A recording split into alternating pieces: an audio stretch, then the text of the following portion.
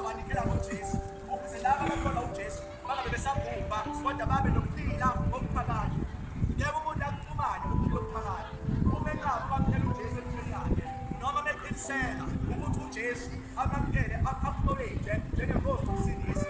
Uma sibheke ibhalo ukuthi uJesu moya ophilayo, inyama ayisizi lutho.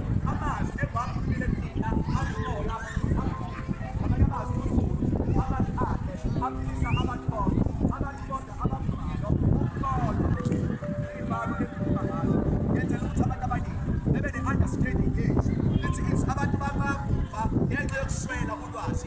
Abantu baswela ulwazi, abanye bafundile yebo kodwa manje ulwazi abanalo lwaleli izwe abanalo ulwazi kaNkulunkulu lwethu. Leli izwi leqiniso ngale kathi uNkulunkulu edinga abantu ukuthi bezuze ulwazi ubehlose ukuthi abantu injongo yakhe ukubenza bebe nesikhono beyabedleleni amehlo moya bevulele wona uNkulunkulu-ke abantu ukuthi abakholwa uJesu ngeke bahlulelwe kodwa abantu abangakholwa uJesu bazohlulelwa.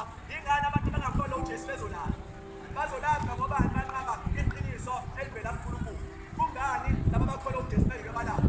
Ingoba bayithobisile ngaphambi komyalo kaNkulunkulu.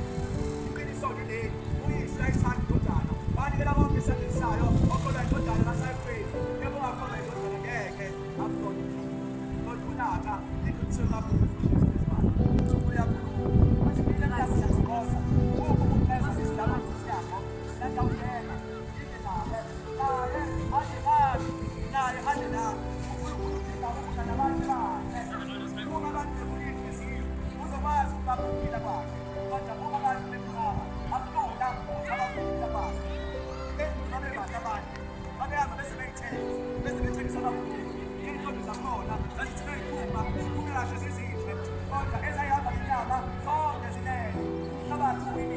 kodwa laba abethibeniswa ivangeli kaJesu kuyimali bayaphila noNkulunkulu. Kuyimali uNkulunkulu uyabazi abanye abantu wanda ngenyama uyobhubha kodwa wanda ngokukamoya ngeke abhubhe woma noNkulunkulu ngoba kuyimali uhlezi uNkulunkulu.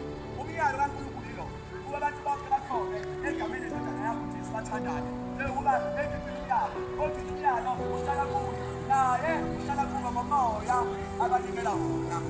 Abantu baNkulunkulu ngada kakhulu nawe uyazazi ukuthanda izwi sekuyisikhathi esimbi sokuthi umuntu into ayenzayo ayenzisise. Sekuyisikhathi sokuthi umuntu lokhu akubambile akubambisise. Kubaleke ngempela mawusuthe wena waphela uJesu. Kubaleke ngempela uma wena usuthe ukholwa. Baleka ungabheke emuva. Baleka ngathi ubheke emuva uzoqhuzuza. Baleka ngathi ubheke emuva uzophenduka isikhulu sikaSawuli njengonkosikazi kaLothi. Kubalekile-ke ukuthi wena